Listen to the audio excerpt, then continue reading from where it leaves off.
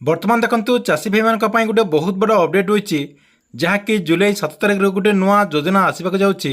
यही योजना समस्त चाषी भाई मानक रेजिस्ट्रेशन करने को पड़ो। यही नुआ योजन आपण रेजिस्ट्रेशन करदेला आपण मानक सरकार तरफ गोटे गोल्डन कार्ड दिज्व।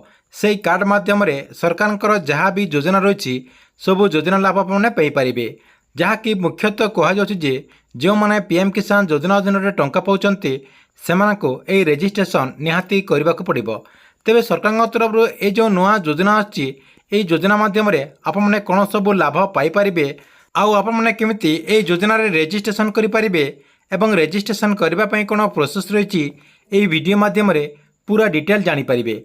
से भिडटी को शेष पर्यंत देखु। ता पूर्व वीडियो को गोटे लाइक कर दिंतु एवं जो मैंने चैनल को नुआ आसवे चैनल को सब्सक्राइब करके पाखर थिबा बेल आइकन को क्लिक करके ऑल नोटिफिकेशन ऑन कर दिंतु।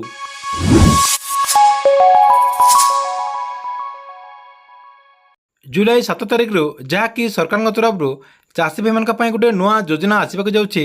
से योजना माध्यम आपको फार्मर रेजिस्ट्रेशन करने को पड़ो। देखंतु जो मैंने पीएम किसान योजना अधीन टंका पाँच से रेजिस्ट्रेशन निहाती करने को पड़ो। आपण को रेजिस्ट्रेशन करने को हेले आपणकर ना आपण बापा ना ता सहित आपणकर जो जमी पट्टा रही से पट्टा लगे या सहित आपणकर बैंक पासबुक ता सहित आपणकर आधार कार्ड सबकि आपणकर डॉक्यूमेंट लगे सबकि तथ्य आपणकर संग्रह हो गला आपणकर गोटे फाइल खोल जहाँकि आपणकर से फाइल टी ऑनलाइन माध्यम उपलब्ध रहिबो। देखंतु आपणकर सब रेजिस्ट्रेशन हो गला आपण को गोटे गोल्डन कार्ड दिज्व। से कार्ड माध्यम आपणकर समस्त तथ्य जानीपारे। तेबे आपण माने केमिति ए रेजिस्ट्रेशन टी को करि परिबे ता सहित क्यों माने आपणकर जो डाटा रही से डाटा टी को रेजिस्ट्रेशन करेंगे। देखंतु आपको मैं कहीदे जुलाई 7 तारिख यही योजनाटी शुभारंभ हो। जुलाई 7 तारिख पर आपने रेजिस्ट्रेशन करेंगे। यह पूर्व जो आपणकर राजस्व कृषि एवं बैंक सखी रही जहाँकि से गोटे मोबाइल ऐप रही या सहित वेबसाइट रही से वेबसाइट आपणकर रेजिस्ट्रेशन टी करेंगे। से सरकार तरफ से प्रशिक्षण दिज्व जहाँकि आपणकर जो डाटा रही से डाटाटी को केमिति सठिक भाव में से अपलोड करेंगे से प्रशिक्षण दिज्वार अपडेट होती। या सहित देखु यही रेजिस्ट्रेशन करदेला कृषक मैंने कौन सब लाभ पाइपारे। प्रथम रही आपणकर फसल बीमार लाभ पाइपारे, कृषि ऋण नहीं पारे, ता सहित जरूरकालीन सहयोग पाइपारे।